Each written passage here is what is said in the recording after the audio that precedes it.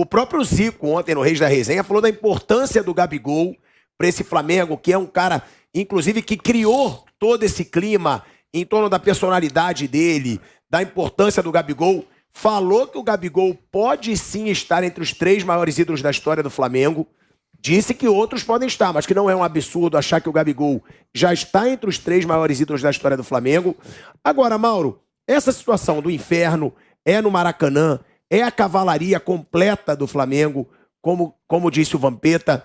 O Flamengo deve pressionar o Corinthians o jogo inteiro. Claro, não vai defender o resultado.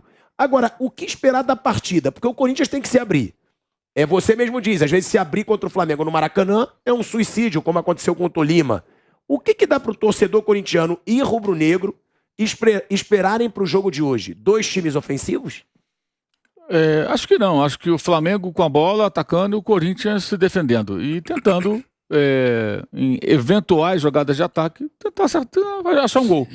Aí você acha um gol, fica ali naquele 1-0, aí você flerta com o segundo, mas sempre priorizando a defesa, preocupado em não tomar logo um terceiro gol, que aí praticamente fica inviável, fica quase impossível, né? Já está bem difícil para o Corinthians. Mas eu imagino o jogo assim, o Flamengo com a bola, jogando no campo do Corinthians se defendendo, mas tentando dar uma ou outra estocada para tentar chegar a um gol. Chegou no gol, aí você está mais um dos pênaltis. Então, primeira meta alcançada. É bem aos poucos, acho que vai ser isso. Não acredito que o Corinthians ataque o Flamengo de qualquer forma, mais ou menos como fez lá o Tolima, né, que tinha perdido por 1-0 e tentou jogar dentro do campo do Flamengo, totalmente exposto. Rapidamente foi tomando 2, 3 gols, tomou de 7. Não acredito que o Vitor Pereira faça isso, não. Imagina o Corinthians tentando ficar um pouco mais com a bola, cadenciar mais o jogo. Aí a presença de Renato Augusto e William ajuda bastante. Mas sem se mandar de forma translocada para cima do Flamengo, porque realmente seria, me parece, quase um suicídio, né? Então a tendência, acho que é o Corinthians ser bem cauteloso e tentar um passo de cada vez. Tentar fazer um gol, faz um gol, se defende, começaria, no caso, no cenário desse, a ter um certo nervosismo do outro lado, porque a responsabilidade de classificação, nesse momento, ela é do Flamengo, né? Pela vantagem que tem. O Corinthians, ele, não vou dizer que é um franco atirador, mas ele já entra em campo numa situação muito desfavorável, né? Então, eu acho que o jogo vai ser nessa toada, não acho que vai ser diferente disso, não. Vanderlei Nogueira e Bruno Prado. O Mauro deixa claro que acha que o Corinthians não vai pra cima. Realmente, tem uma diferença de 2 gols a favor do Flamengo.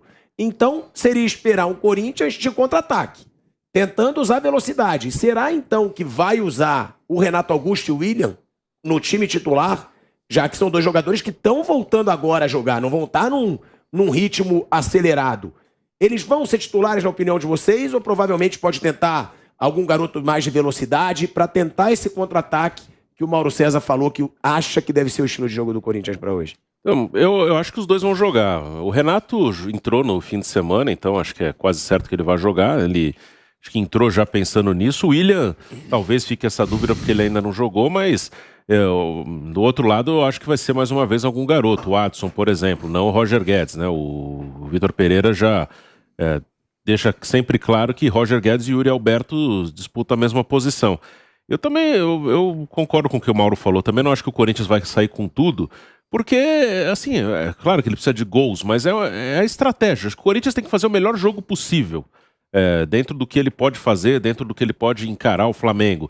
E eu acho que a melhor maneira que o Corinthians tem de encarar o Flamengo é tentar se defender, tentar não ceder oportunidades para o Flamengo, e aí você pode conseguir um gol no contra-ataque, numa bola parada, porque hoje de igual para igual, assim, atacando o Flamengo, ataca, contra-ataca, a chance de se dar mal é maior. Então acho que a chance do Corinthians é tentar se defender bem, se conseguir um gol, tentar mudar um pouquinho o lado emocional do jogo, porque de igual para igual hoje o Corinthians não tem condição de encarar o Flamengo.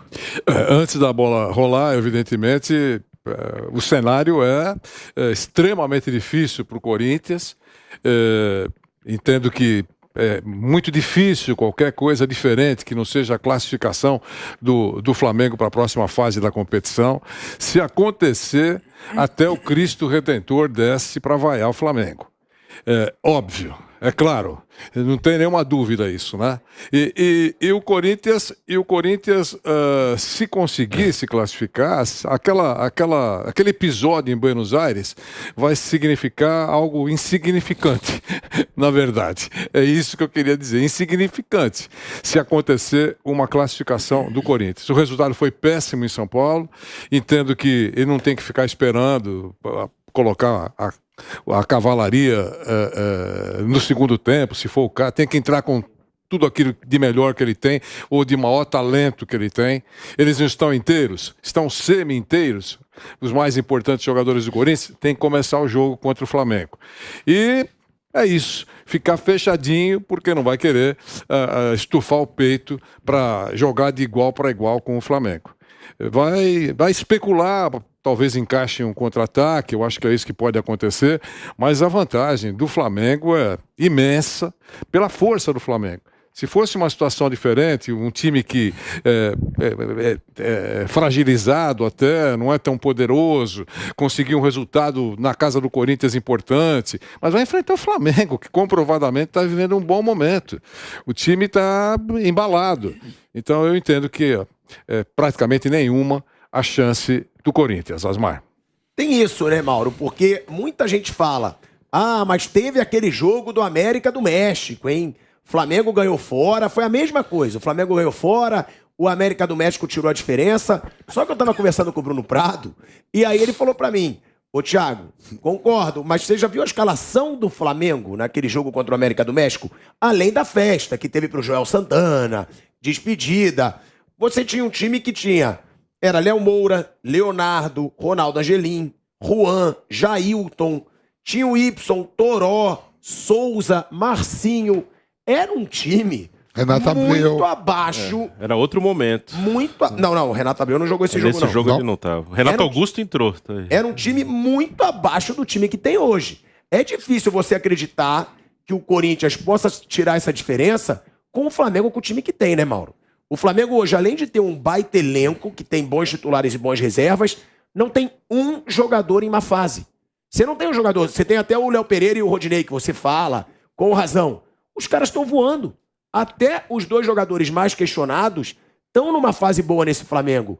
É difícil imaginar que esse Flamengo dê tanto mole em casa num jogo como esse contra o Corinthians, comparando com esse episódio do América do México. Esse episódio tem 14 anos, né? Uma coisa muito antiga, não vejo muito sentido em qualquer paralelo. É uma mera curiosidade, né? Até porque o Flamengo nessa fase, nesse período da história, a primeira década desse século, né? Ele protagonizou vários vexames, né? Não teve só esse.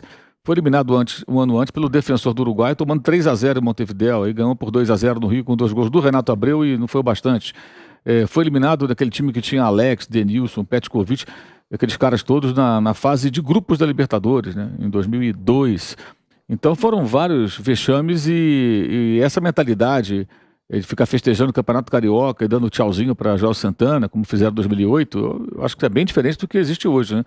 Aliás, me chamou a atenção ontem a quantidade, inclusive nos coleguinhas na mídia, né, de tentativa de criar narrativas do tipo soberba. Soberba de quem? Quem do Flamengo falou alguma coisa nessa direção? Um torcedor na rede social escreveu. Qual a relevância de um torcedor tirar uma onda? Então o torcedor fala pelo clube. Porque nas ruas os flamenguistas estão animados. Não, legal, deve ficar o quê? Chorando. Foi 2-0 no primeiro jogo. Você está no Rio de Janeiro, está passando na rua, vai lá na padaria, tem um cara com a camisa do Flamengo. Aí, tá animado? Não, tá arrasado. Foi 2-0. O cara tá animado, claro. Vai fazer o quê?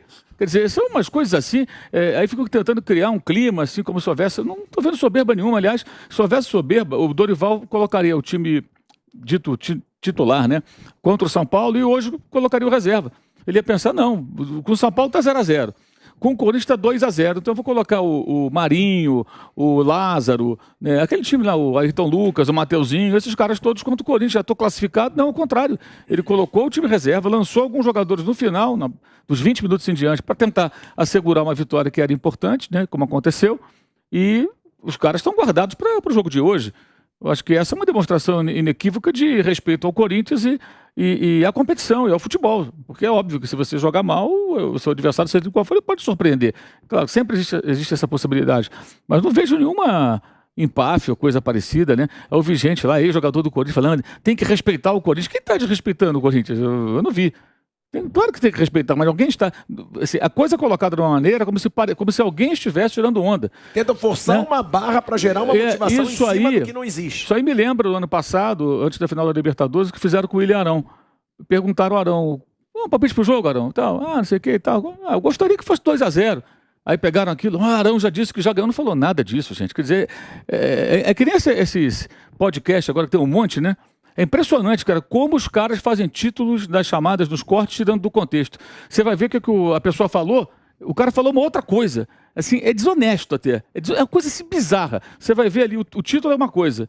O cara tá falando outra totalmente diferente. Pega uma frase assim pensada e tiram do contexto para tentar atrair a atenção e o clique do internauta. Então, eu acho que assim, o Flamengo está fazendo tudo direitinho, pode até perder, pode ser eliminado, aí é futebol. Mas se preparando para o jogo, não vejo nenhuma declaração com esse viés aí de soberba, empáfia. E é um jogo com o Corinthians vai tentar uma missão muito difícil, e é evidente que o Flamengo tem uma vantagem muito grande, não só pela fase do jogador, mas pelo placar, e pelo que foi o jogo passado, pela imposição no jogo passado. Gente, 2-0 foi barato. No final do jogo foram umas 2, 3 chances Zico me deu um abraço ontem, mano, ele falou, deu uma sorte que era pra ser um 5 no segundo tempo. Zico passou pra mim, porque o segundo tempo do Flamengo foi pra fazer mais. Você vê que o Cebolinha perde gol na primeira oportunidade dele, o Vitor Hugo no último lance. Até o Galinho falou, era para ter liquidado. É expectativa, né? O Mauro César citou as redes sociais, e é verdade. Mas quando parte de torcedor, a gente até entende, fé, esperança, o Corinthians é garra, aquelas palavras todas que acompanham o Corinthians há décadas, né? É isso, o torcedor espera que alguma coisa diferente, alguma coisa épica aconteça. Mas friamente, que acho que é o nosso caso aqui, friamente é muito difícil, é uma coisa assim, você vai tentar alguma coisa que praticamente não vai acontecer. O que pode acontecer? O Corinthians perder, mas não abrir o peito para enfrentar o Flamengo, porque pode tomar uma goleada. Aí machuca muito mais do que a situação atual. Então ela vai ter que ser um time, digamos, semi-cauteloso, porque precisa de gols. Mas a vantagem do Flamengo é em função do adversário que eu estou falando. A vantagem do Flamengo é imensa, né? Acho que até acho que um lúcido torcedor do Corinthians pensa dessa maneira. É muito difícil, né? Mauro e Vanderlei, sobre os dois treinadores, tá, do jogo de hoje. O Dorival, primeiro, vocês acham que o Dorival é uma unanimidade?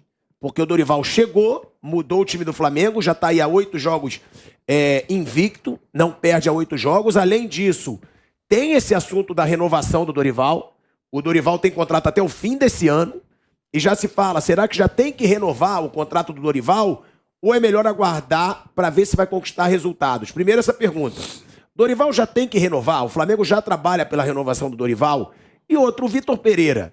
É a hora dele mostrar o treinador foda que ele é?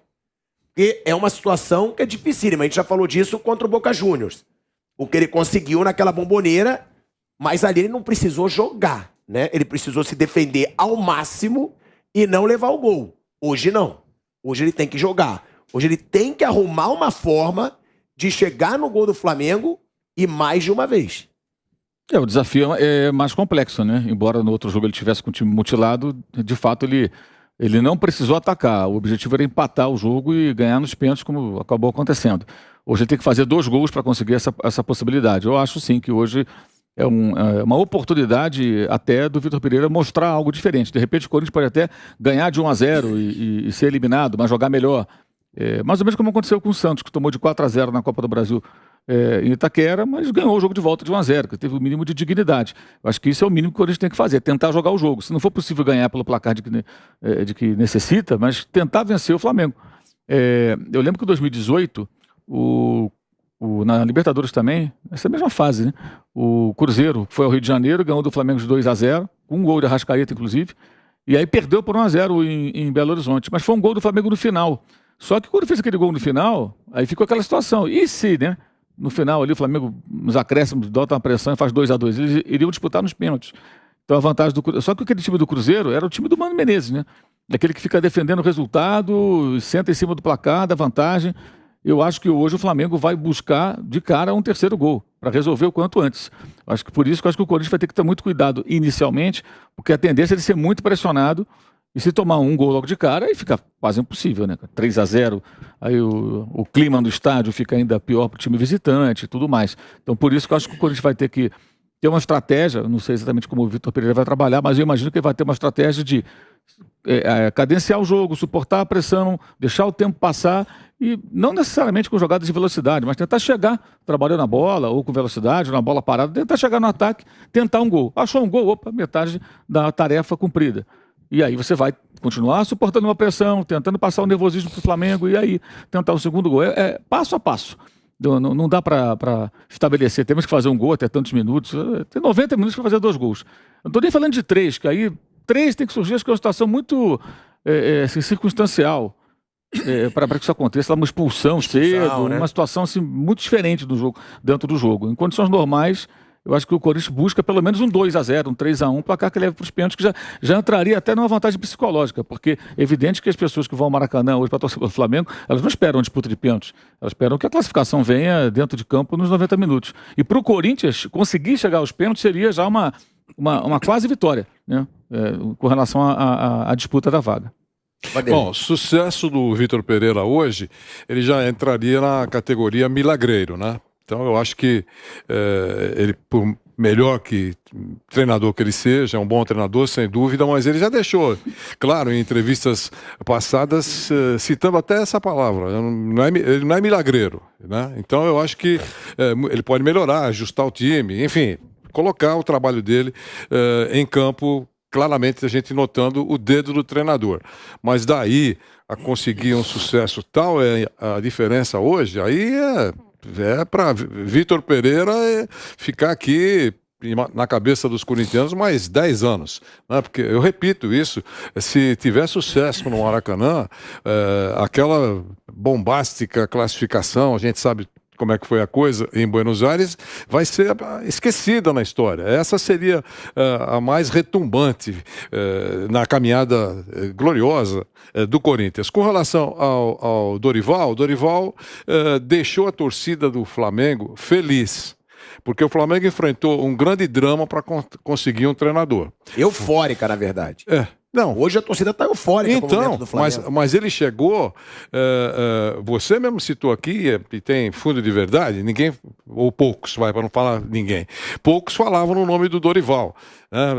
Sempre se citou que é um treinador competente, é um treinador trabalhador e tal, mas ninguém falava que ele poderia assumir o Flamengo nessa situação, né?